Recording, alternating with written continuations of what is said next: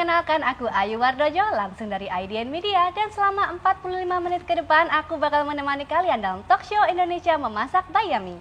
Indonesia Memasak merupakan signature event pertama dari Yummy yang akan diadakan secara virtual dari tanggal 1 hingga 31 Desember 2020. Yummy merupakan platform milik IDN Media yang berfokus pada konten memasak untuk generasi milenial dan Z generation di Indonesia. Nah, bertemakan jelajah masakan Nusantara, pastinya banyak banget rangkaian acara yang menarik di Indonesia Memasak kali ini. Mulai dari talk show, F&B workshop, cooking class, dan entertain. Dan pastinya bakal diramaikan oleh fitur-fitur ternama di bidang kuliner. Jadi jangan sampai ketinggalan, pantengin terus tanggal 1 hingga tanggal 31 Desember. Nah, membahas mengenai makanan Indonesia ya, itu pastinya beragam sekali karena kita ini negara kepulauan. Jadi dari Sabang sampai Merauke itu pasti beda-beda, mulai dari jenisnya, rasanya, ingredients, semuanya ini pasti berbeda. Tapi ada juga makanan Indonesia yang udah sangat mendunia ya, seperti rendang gitu. Tapi banyak juga negara lain yang bahkan udah sangat mendunia juga, seperti Thailand dan Vietnam itu bahkan menurut aku sudah menyaingi Indonesia gitu, bahkan lebih dari Indonesia di internasional. Nah, pas banget topik kita hari ini itu adalah Introducing Indonesian Culinary to the World. Nah, langsung sama narasumber kita yang udah pakar banget di bidangnya, ada Chef Mandif.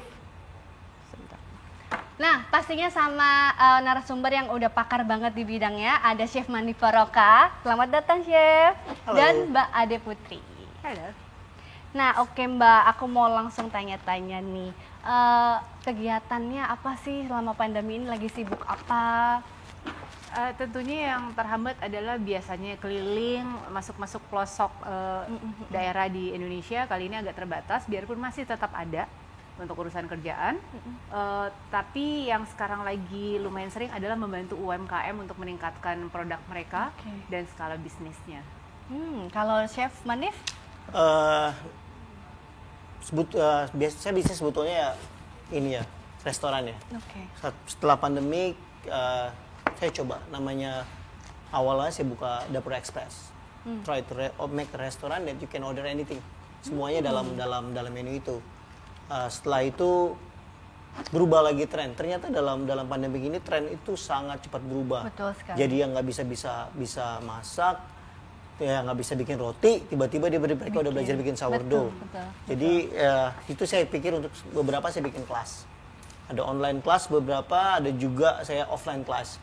Karena ada beberapa saya nggak percaya kalau online itu nggak bakalan bisa deh, cerita bikin sourdough if you don't touch the dough, nggak bisa gitu loh. Benar. Jadi ada saya juga beberapa bikin kelas untuk anak-anak muda sebetulnya pada selama pandemi ini. Dan juga sekarang yang saya lagi lakukan adalah saya berpikir pola bisnis baru di mana online a single brand product akan jadi kan banyak cloud kitchen muncul, you have to go to one type of product yang bagus banget dan kamu bisa gunain cloud kitchen yang ada sekarang dan buka di beberapa tempat langsung. Sayangnya ternyata setelah saya pelajari ya ada beberapa hal yang kendala dalam sistem ini juga gitu loh. Jadi saya pelajarin bisnis online sih pada saat ini banyaknya. Jadi sangat-sangat beradaptasi ya dengan keadaan yang sekarang ini gitu, karena emang sekarang banyak banget bermunculan kayak semua orang pada jualan, semua orang pada bikin apa gitu kan. Jadi kita juga sebagai pelaku bisnis dan kuliner harus benar-benar pintar-pintar ya Mbak. Ya. Gitu. Oke. Nah, pertanyaannya selanjutnya ini buat dua-duanya. Jadi dalam dunia kuliner kan, nah tadi yang seperti dibahas banyak banget yang baru nih, bahkan yang nggak bisa masak jadi tiba-tiba jualan, yang nggak ini, dan kadang-kadang yang mereka itu malah yang booming gitu. Jadi yang sebenarnya mereka awalnya tidak mengerti, mereka baru belajar, tapi bisnis konsep yang mereka buat bagus dan mengena di masa pandemi ini malah mereka naik gitu.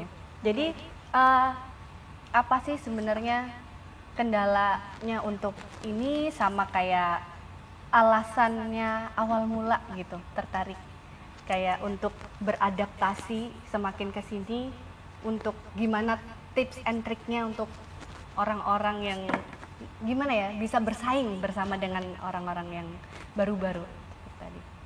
Ada dulu, saya dulu.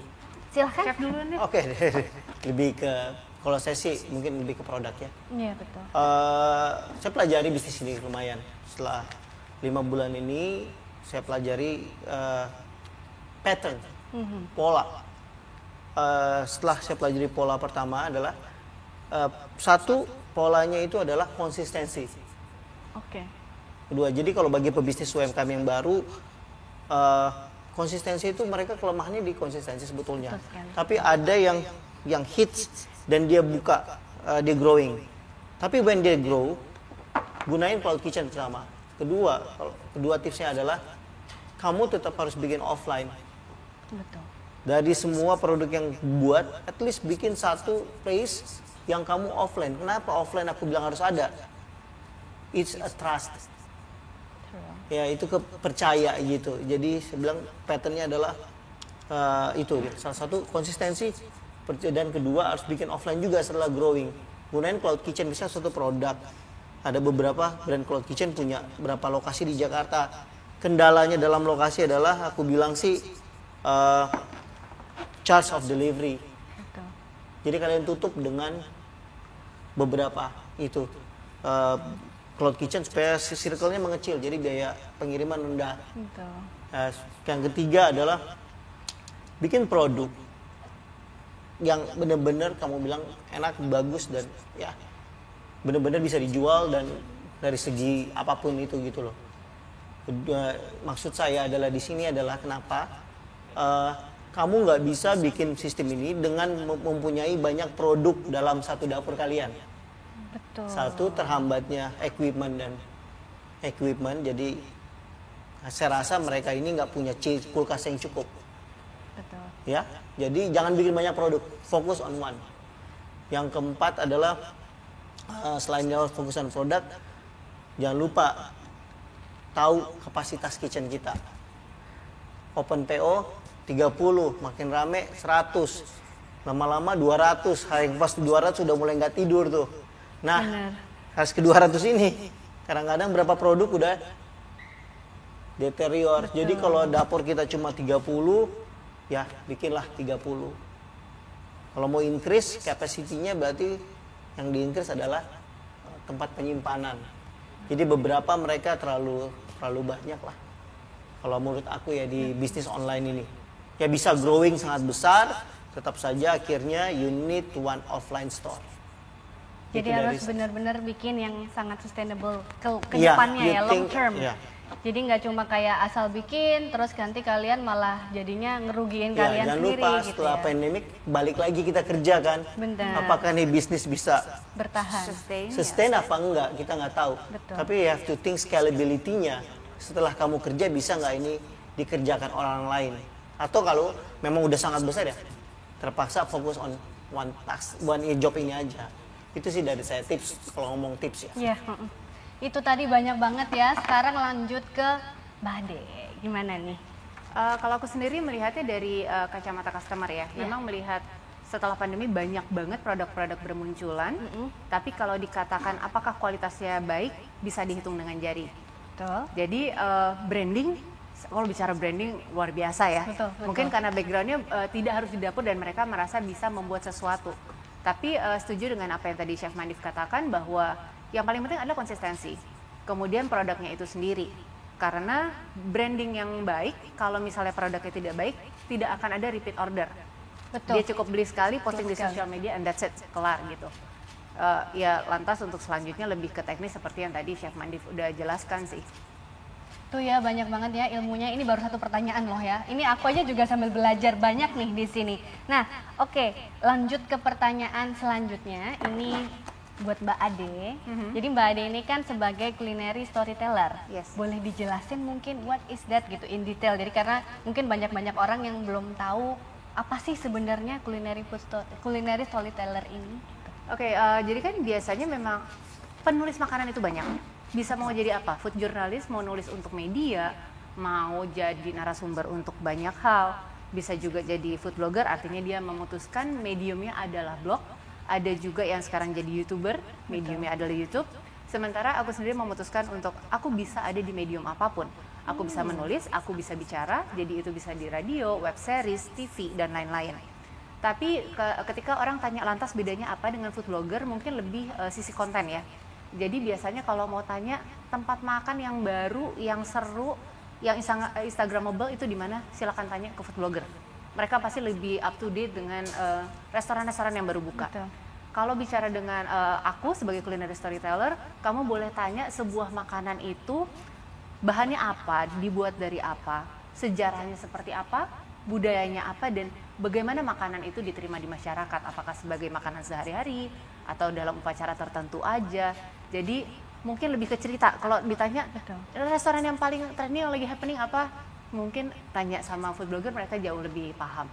Oke, jadi lebih mendetail gitu ya, dan lebih sebenarnya lebih luas ya cakupannya ya, lebih Mbak, dalam. ya?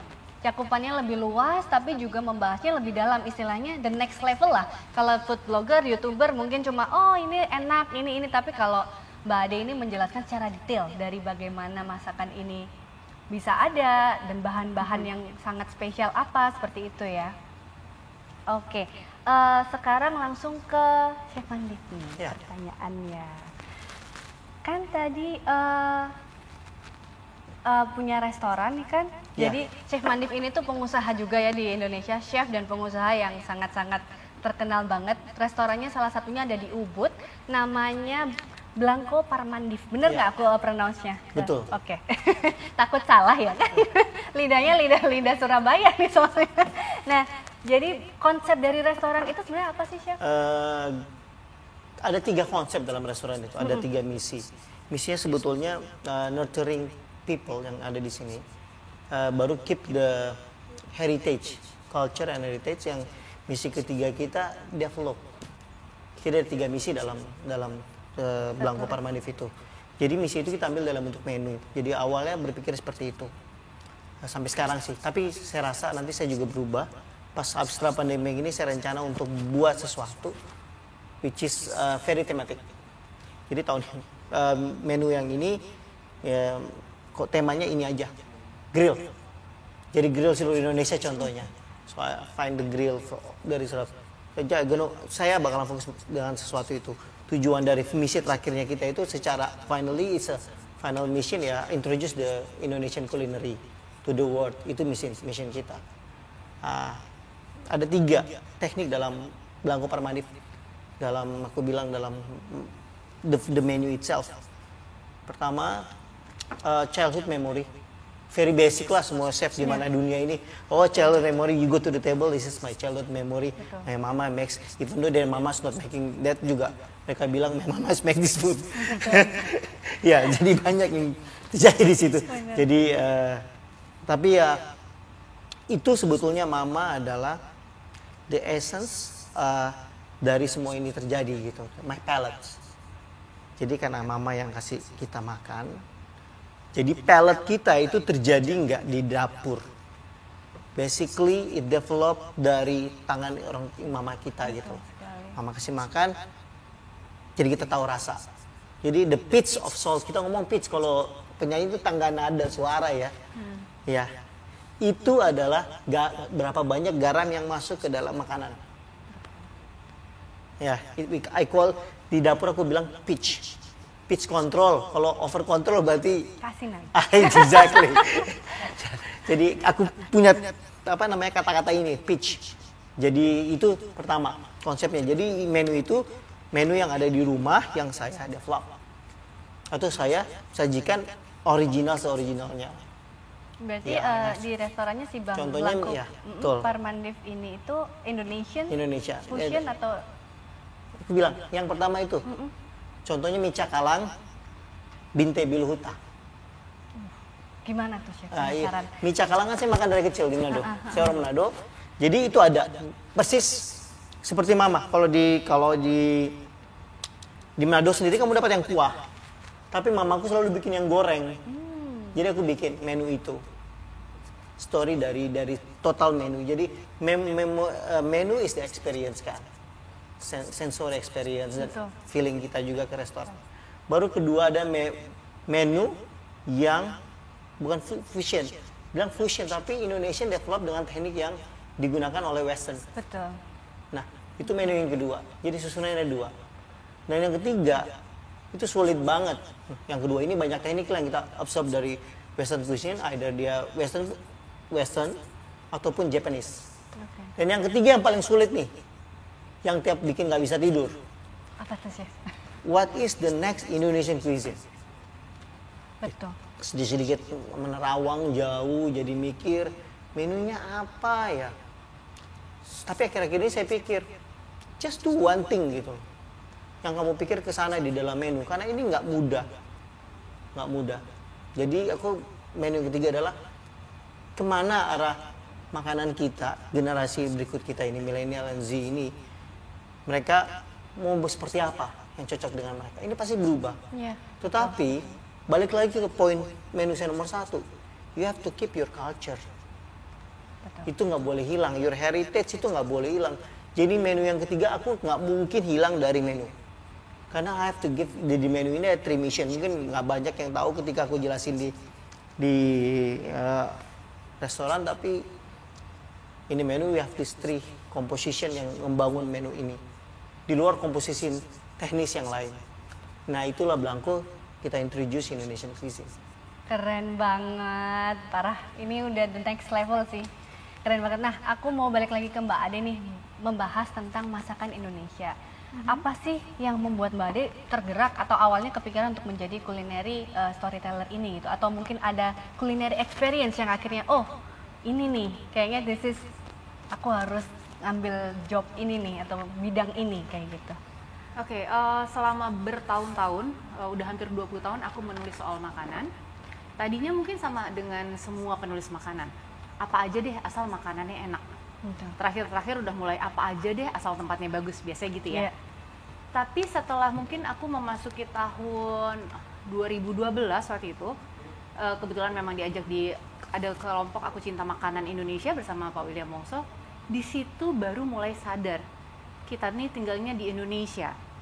Jadi bukannya nggak boleh loh makan makanan internasional, bukannya nggak boleh makan makanan Italia dan lain-lain. Tapi kita sendiri dibesarkan dengan makanan Indonesia, kita dikelilingi dengan tradisi budaya Indonesia. Jadi kenapa nggak aku aja ya menceritakan tentang masakan Indonesia? Karena sebenarnya tahun 2012 itu juga nemu orang yang suka makanan Indonesia tuh segelintir, yang bisa ngomong ya. Betul. Kalau makan sih makan semua, tapi diajak cerita tuh kayak susah. Betul. Terus habis itu kepikir ya udah deh, mulai spesialisasinya adalah menceritakan tentang makanan Indonesia beserta budayanya. Karena justru kita yang ada di sini. Betul. Kalau misalnya kita mau cerita tentang spaghetti, ya nanyanya sama orang Italia aja sekalian gitu kan. Betul. Mereka tahu lebih banyak.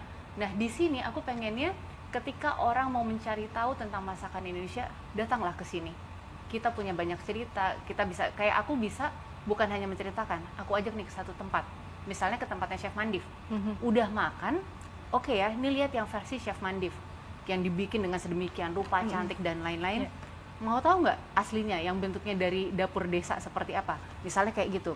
Perbandingan rasa biasanya sama, tampilan bisa beda karena mungkin ini aslinya terus dikembangkan. Ini cerita-cerita ini yang kita punya akses lebih. Jadi aku pikir kenapa bukan aku yang bawa ke orang-orang.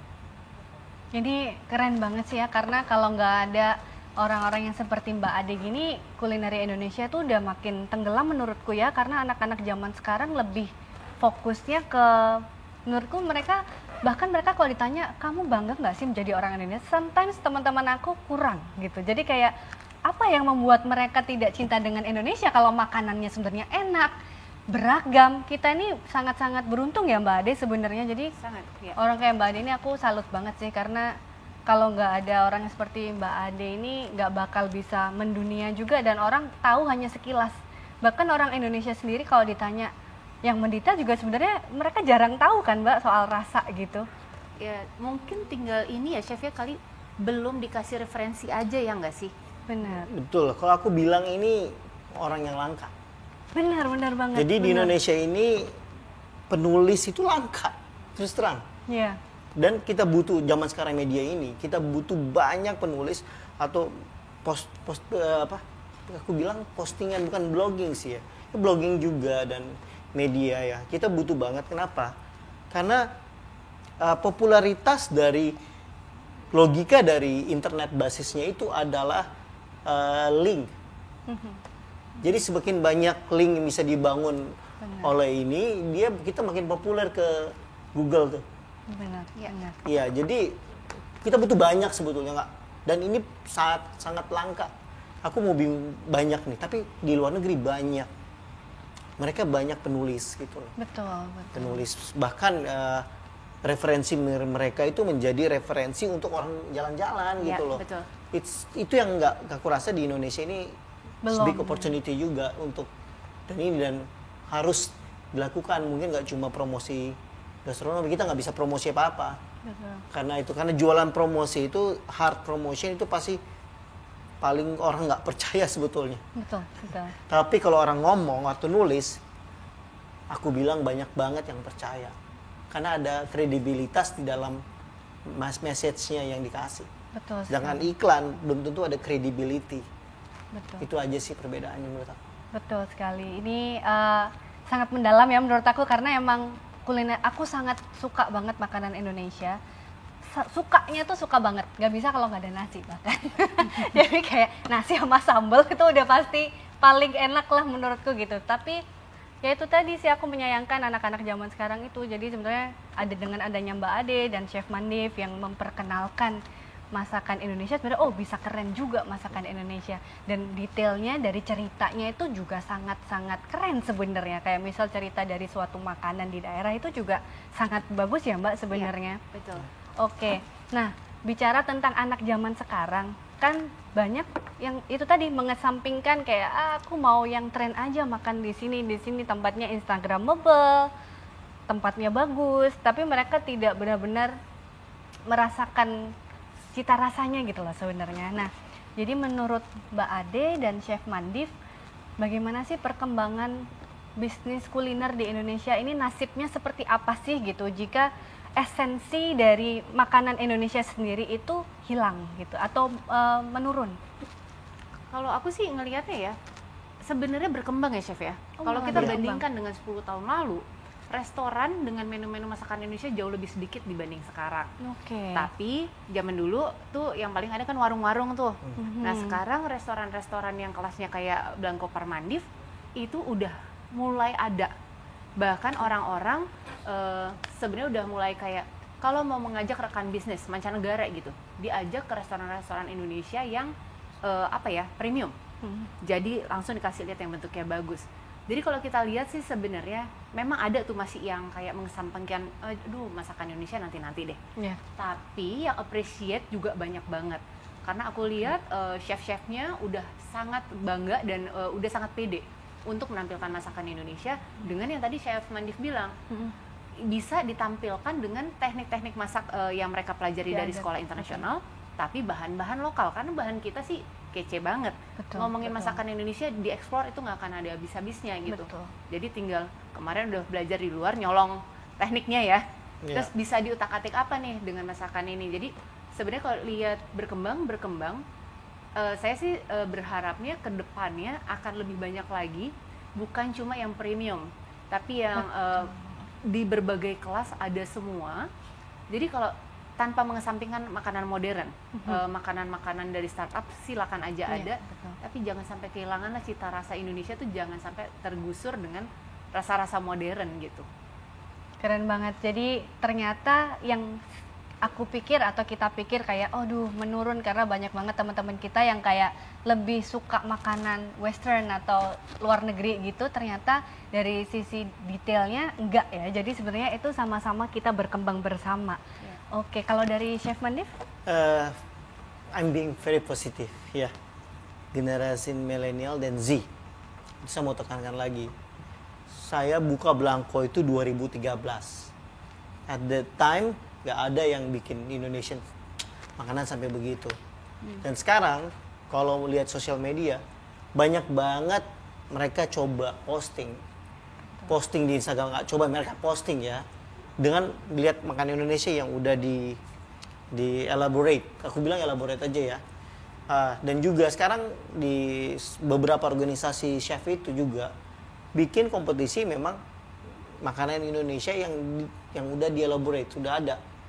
Secara di ICA bikin, BCP bikin, ada kelas yang khusus makanan itu. Jadi ini udah bukan, ini hal yang udah mulai dikenal oleh masyarakat luas. Nah, apresiasinya malah yang saya sangat sulit adalah generasi Z dan milenial gampang banget appreciate a new modern Indonesia. Ya. Very easy. Generasi saya ke atas ini agak PR. Nah, itu kebalikannya sebetulnya itu. Gitu. Karena mereka yang merasa lebih nyaman dengan apa yang mereka rasakan sebelumnya. Oke.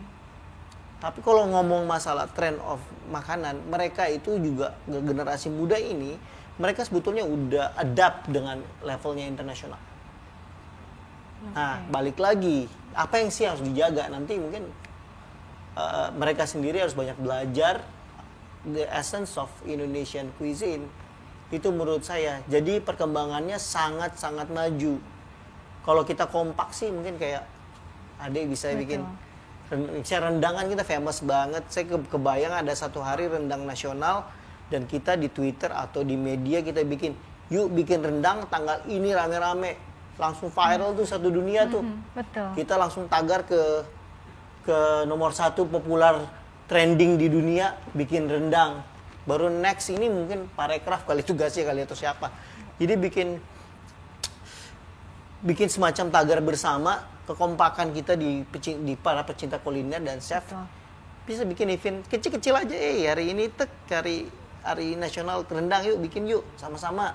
Aku posting rendang, semua posting rendang. I think it's gonna be good. Salah satu promosi ini karena ini udah mulai dikenal. Betul. Bukan mulai, sudah dikenal salah. Dan generasi milenial dan Z itu sebenarnya malah dia sangat kreatif ya. Dalam Untuk membuat konten. sangat kreatif Dalam tinggal membuat konten ya. Iya. membuat konten betul. Betul sekali. Tapi mereka They're trying. they're trying ya, even sometimes so too hard. Tapi they're trying. Benar. Iya. Nah, kalau tadi rendang dan bahas tentang dunia perkuliner Indonesia di internasional, itu menurut Chef Mandif dan Mbak Ade sudah seperti apa sih gitu? Bagaimana istilahnya berapa persen gitu orang tahu kayak tentang about this Indonesian culinary gitu. Bahkan kalau menurut aku banyak orang yang nggak tahu Indonesia gitu. Taunya cuma Bali, tapi they don't know buat Indonesia. Gitu. Kalau dari sisi kuliner seperti apa? Terus nantinya gimana caranya mempopulerkan makanan tersebut? Gitu. Oke, kalau tadi Ayu tanya mengenai berapa persen, secara data aku nggak punya.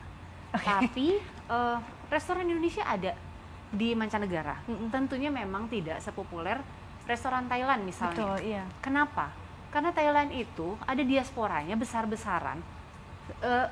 Itu yang kayak, makanya kalau ditanya kenapa di setiap negara pasti ada restoran Thailand. Betul.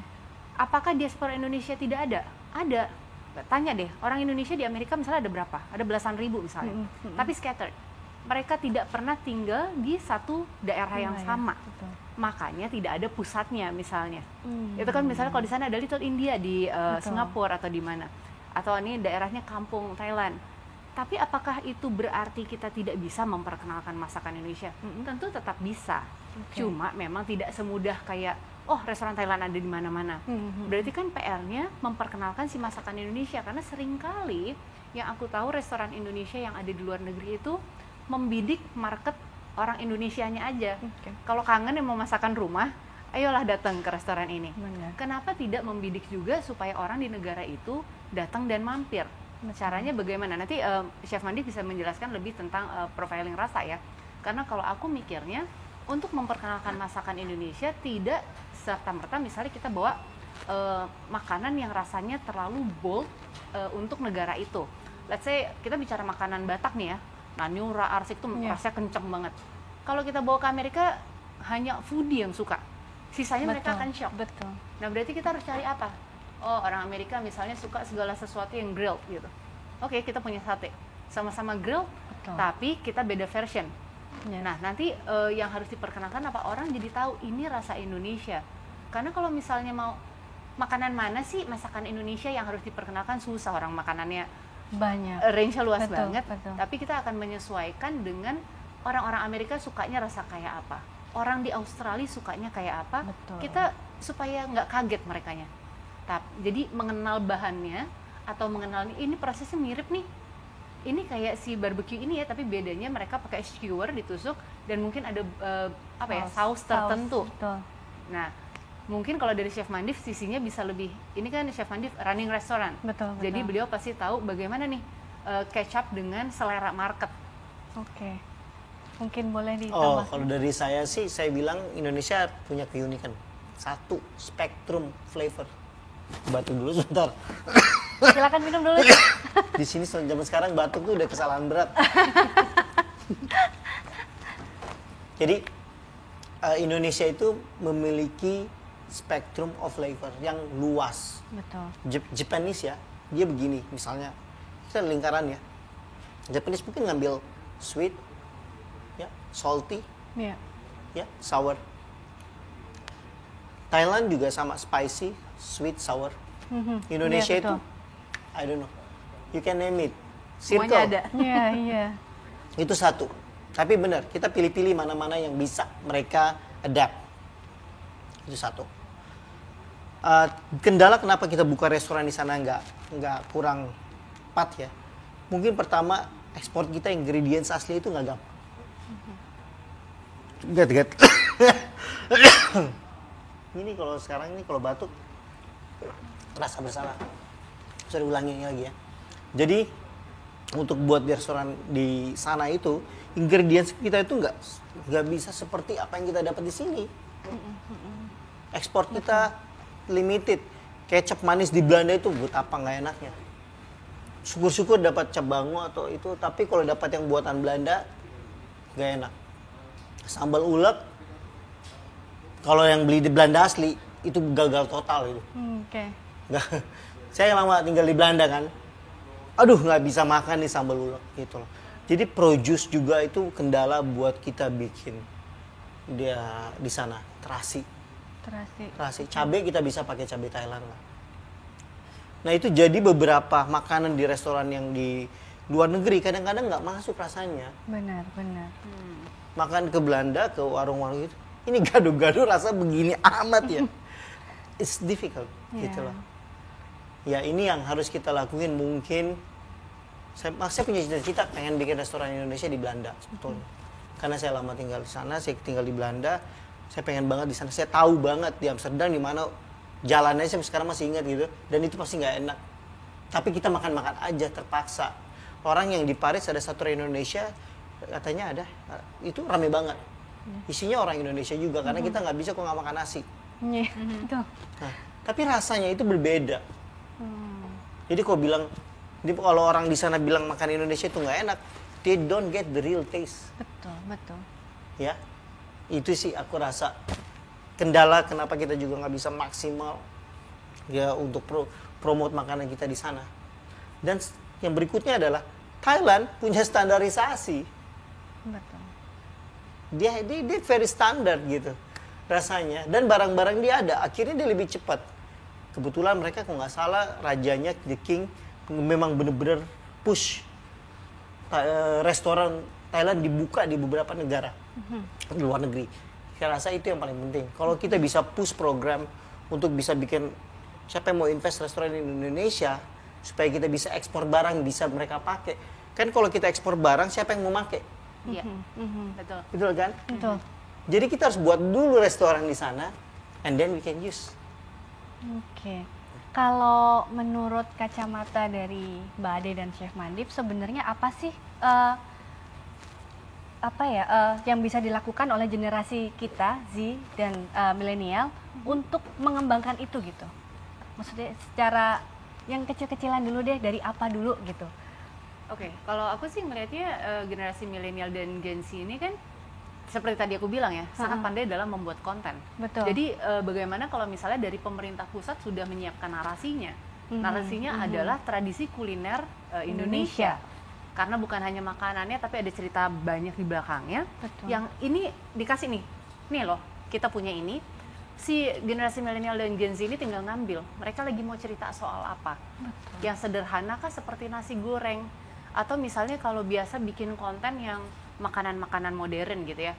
Aku kemarin habis balik dari Toba, aku lihat wah banyak banget justru di Toba kok isinya cuma pizza-pizza. Untungnya beberapa kedai pizza itu kasih ciri khas. Jual pizza dengan bumbu andaliman misalnya. Atau mereka juga punya seperti Dalini Horbo, itu semacam susu yang difermentasi, jadi kayak keju gitu. Tapi kan itu di-combine. Nah mungkin kalau mereka sukanya pizza ya udah cerita soal yang kayak gitu. Misalnya ada burger dikasih bumbu rendang. Jadi tetap punya cerita, biarpun misalnya kayak sesuai nih karena aku biasanya posting sesuatu makanan yang modern, yang ke barat-baratan. It's okay.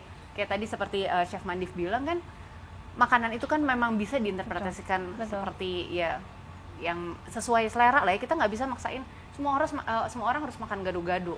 Kalau memang sukanya salad ya udah, nanti kita kenalin dikit-dikit lah salad dressingnya dressing yang dari mancanegara, tapi bahan-bahan lokal, sayuran lokal misalnya, kan bisa seperti itu. Jadi aku rasa yang bisa kita manfaatkan nih teman-teman generasi milenial Gen Z ini adalah mengkomunikasikan, karena mereka tuh channelnya kalau aku lihat sekarang gila, bikin konten bagus-bagus banget. Betul. Sangat takutnya mereka cuma tidak mempromosikan masakan Indonesia karena nggak tahu sumbernya dari mana gitu. Nah, kalau dari Chef Mandif mungkin ada tambahan? Kalau aku mungkin saya lebih encourage anak muda ya untuk buat berani aja mengeksplor makanan Indonesia. Tetapi saya mau bilang anak muda, satu, kamu harus tahu dulu basic bumbu Indonesia. Ada merah, kuning, dan putih. 3 itu. Tetapi 3 itu nggak bisa diaplikasi untuk semuanya loh. Iya, betul. Karena ada yang kurangin bawang, ada banyakin bawang. Betul. You have to use the sense lah. Maksudnya mereka harus gunakan misalnya yang biasa basisnya ikan, kamu pakai untuk daging. Itu juga nggak bisa. Kalau Padang itu kurang bawang merah, cuma bawang putih banyaknya contohnya. Jadi biarpun 3 basic bumbu ini, tetapi dia punya karakter, harus tahu karakternya juga. Nggak semua 3 bumbu disikat. Buat semuanya juga nggak bisa. Dah kalau dia udah tahu ini, dengan media sekarang saya rasa mereka bisa bikin elaborate, bisa posting, mereka jauh banget bikin konten. Apalagi sekarang TikTok yang punya algoritma, saya nggak tahu ya, bisa muncul itu. Kalau dia bikin bagus, itu bisa muncul di seluruh dunia loh. Karena dia algoritmanya berbeda dengan sosial media IG atau dan lain-lainnya. Kok saya tertarik banget, memang sih TikTok tuh lucu-lucu ya. Tapi algoritmanya dia luar biasa untuk promosi. Satu konten itu bisa worldwide gitu loh. Jadi berani coba posting aja, gunakan media, tips buat mereka. Tapi to have a good flavor always itu penting banget, nggak cuma presentasi makanannya aja. Jadi saya mungkin lebih ke sana aja. Nah itu tadi kalau mendengar dari penjelasan Mbak Ade dan Chef Mandif, itu kan kita harus mengenal rasa, kita harus lebih mencintai rasa-rasa Indonesia, masakan Indonesia. Nah ada nggak sih wejangan-wejangan untuk menggerakkan hati para generasi milenial dan Z untuk makin mencintai dan makin belajar gitu, kayak rendang itu sebenarnya begini loh, bumbunya itu ini nih, bahkan yang kita juga punya ceviche ya Mbak, Naniura itu ya, Naniura ya, itu juga itu keren sekali untuk dibahas. Nah itu bagaimana mungkin ada wajah untuk menggerakkan gitu, kayak ayo lebih mencintai masakan Indonesia. Kalau aku kebayangnya Gen Z dan milenial ini paling enak dikasih challenge ya. Karena mereka sekarang ya itu selain bikin konten, bukan cuma konten ya, mungkin mereka masak. Nah gimana kalau kita kasih challenge-nya adalah kalian boleh bikin apapun, tapi seminggu sekali harus ada konten yang ada rasa Indonesianya. Itu tadi mau modern terserah, tapi harus ada rasa Indonesianya. Gimana pun caranya. Apakah memakai bumbu merah putih kuning seperti tadi Chef Mandif bilang, dalam sajian yang mungkin kita nggak terbayangkan, atau ya emang bener-bener pure masakan Indonesia tradisional. Jadi kalau menurut aku itu tuh boleh ditambahin tuh jadi kece gitu. Benar. Kalau saya ini interesting nih. Pertama, mereka tuh harus percaya bahwa makanan Indonesia itu unik. Betul. Kalau tanpa awalnya basisnya itu dan merasa makanan kita lebih kurang baik dari makanan lain, ya nggak bakalan jadi sih. Tapi saya yakin ya, saya mau encourage mereka ya. Karena tugas saya kan encouraging, berarti saya yakin bahwa Indonesia have a very unique spectrum flavor. Betul. Saya jelasin tadi kan, Jepang tuh, I love Jepang. Kalau produce-nya nggak bagus, dia itu betul. Nggak ada yang bisa. Dia punya apa aja dicocol soya enak. Ini dicocol soya saus enak. Kita kan nggak begitu gitu. Betul, betul. Yang dulu ya dia punya produce yang baik ya. Sekarang tugasnya kita punya produce yang baik dan punya bumbu yang baik juga, nggak saling over dominate each other gitu kan ya. Jadi saya yakin dengan kelebihan kita bumbu yang unik, dengan produce yang makin lama makin baik dan harus makin baik, ini tugasnya pemerintah kayaknya ini harus ayo jadi petani. Jadi petani itu di luar negeri it's a big business kan. Kalau kita betul. It's a cool thing gitu. Iya. Ya kita mungkin mereka nggak ada real bisnis, tapi kita lihat banyak pertanian organik sekarang udah mulai growing loh. I mean they're growing there, tapi itu growingnya dari bawah ke atas ya, dari konsumen awalnya ya. Awalnya di Bali kita punya organic farmer karena dimulainya ada dari demand-nya, dari demand bukan dari atas ke bawah. Ya mudah-mudahan kita mudah-mudahan bisa dibantu bahwa campaign kita harus bikin jadi petani yang profesional, bukan lagi yang kayak dulu lagi. Kita harus kalahkan beberapa negara lainnya. Cabai kita harus paling bagus. Betul. Tomat itu penting banget dengan namanya sambal. Tomat, cabai, dua ini udah bagus. Get sweet. Umami itu ada di tomat. Jadi nggak usah pakai penyedap lagi kalau tomatnya udah keren banget. Yang bisa dicocol garam, enak banget kan. Betul. Itu levelnya sampai sana. Jadi itu yang paling penting sih buat aku. Jadi saya encourage kalau gunakan produce yang baik itu, dan saya yakin flavor Indonesia ini itu nggak ada duanya di dunia. Kalau pikir kita mau ngerasa Thailand asam manis ada, mau manis aja pun ada gitu kan. Ya, mau yang kompleks kayak Southern India, kayak Padang itu seperti Southern India sebetulnya gayanya. Aceh lebih berbeda lagi dia tuh. Betul. Orang bilang Aceh Padang sama, enggak, jauh beda aku bilang. Sumatera karakternya berbeda lagi. Jadi sorry, banyak ide yang kita bisa ambil dari Sabang sampai Merauke. Benar. Itu tinggal kita bagaimana mempelajari. Mungkin lebih banyak ada yang mempelajari story itu dari aku. Kalau aku cuma mengutip banyaknya basis dan dasarnya sih banyaknya. Saya ke Aceh lihat Pliu, ya kan? Oh ini gitu. Aku butuh itu untuk memori. Jadi saya yakin ya dengan kompleksitas dan rich-nya ingredients dan rasa dari Indonesia, saya rasa ini anak-anak muda harus yakin untuk bikin konten-konten Indonesia yang ke depan, yang bagus, fusion, terserah apa yang mereka mau. Dan berarti mereka juga kan kita profile taste-nya dari setiap pulau kan sangat berbeda-beda ya. Betul. Itu tinggal kita pilih aja mana yang harus diambil, dan sebenarnya bisa sangat dimodernkan ya, Chef. Kayak misal aku kecombrang deh. Kecombrang kan versatile. Enak banget, bisa dipickle, dibikin jelly, taruh di atas puff or something yang isinya keju itu. Strawberry and can be gelato loh. Strawberry and kecombrang, I think that's perfect. Yeah.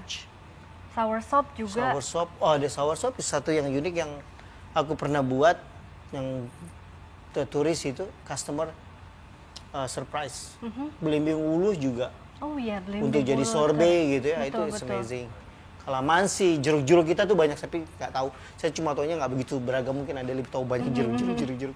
Tapi jeruk-jeruk tuh rasanya beda semua masalahnya. Iya betul. Pontianak, kalamansi Pontianak sama kalamansi Manado itu beda rasa. Benar. Yang kalamansi Pontianak bisa diminum, kalau kita di Manado nggak diminum. Karena rasanya lebih pungent, lebih strong. Gitu. Ya. Itu mungkin karena soilnya gitu ya, atau menanam. Sangat mungkin. Iya. Kata kerennya orang Prancis bilang terroir. Nyebutnya udah nggak bisa. Keren banget bilang ini. Kalau Mbak Ade sendiri banyak nggak sih kayak generasi milenial yang kayak mulai tergerak untuk ikutin Mbak Ade gitu? Jadi kayak atau Mbak Ade adakan kayak bareng-bareng gitu untuk menggerakkan makin, atau kayak komunitas yang Mbak Ade bikin sendiri untuk banyak banget. Jadi karena memang belakangan ini terutama setelah pandemi ya, kan banyak nih webinar dan misalnya dikhususkan untuk daerah-daerah kota-kota kecil gitu. Itu yang paling enak sih untuk menggerakkan mereka, karena mereka tuh biasanya yang paling nggak pede. Mereka bilang mereka tuh biasanya Jakarta minded.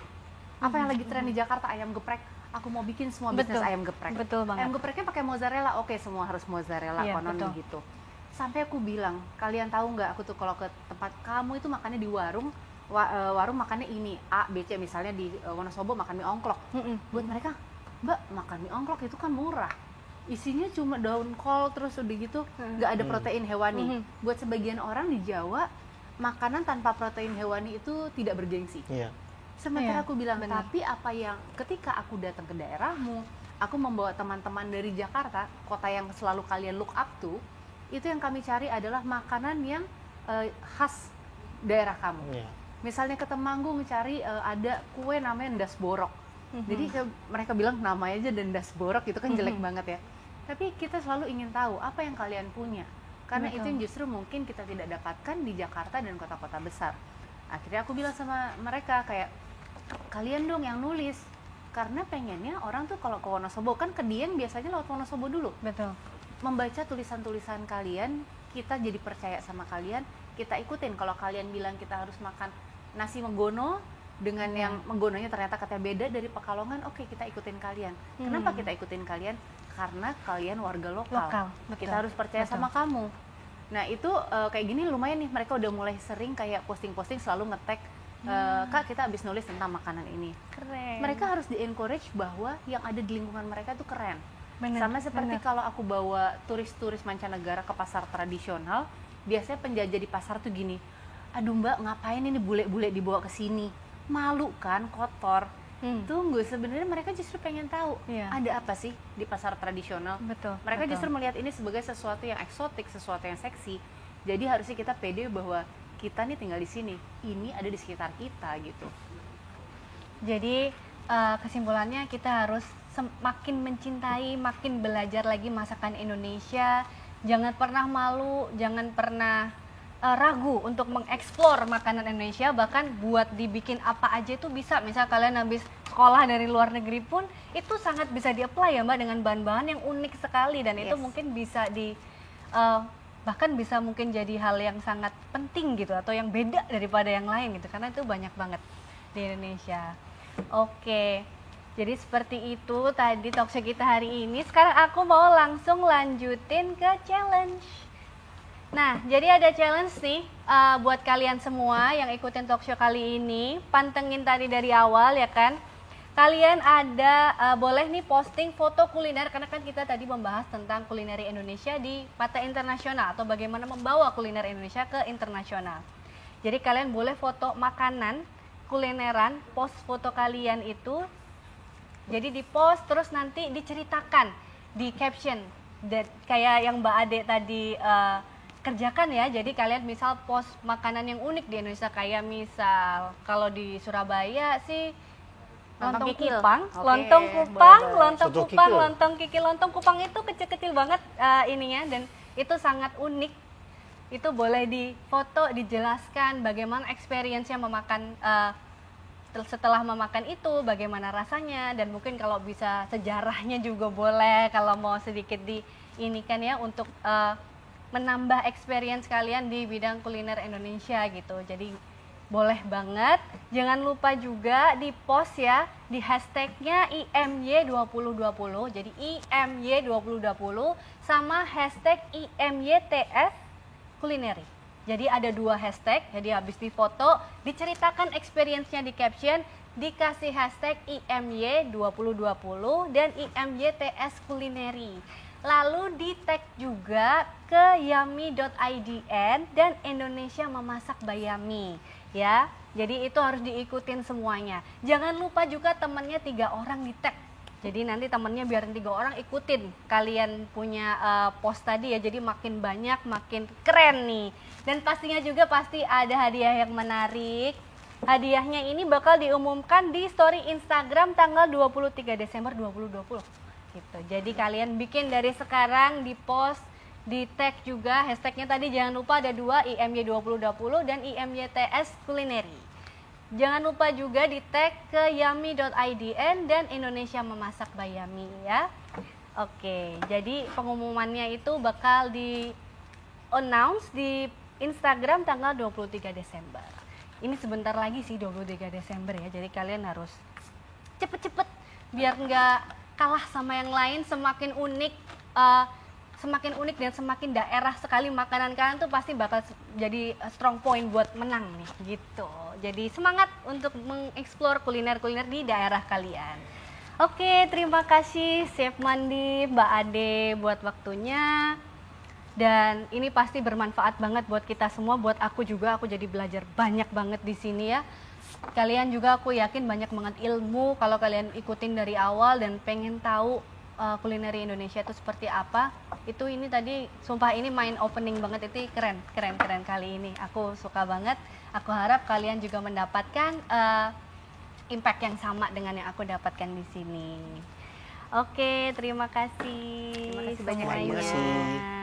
Dan jangan lupa ya, seaktif apapun kalian, jaga kesehatan. Kita juga sudah menggunakan protokol kesehatan di sini. Jangan lupa pakai masker, sering cuci tangan juga. Bye-bye.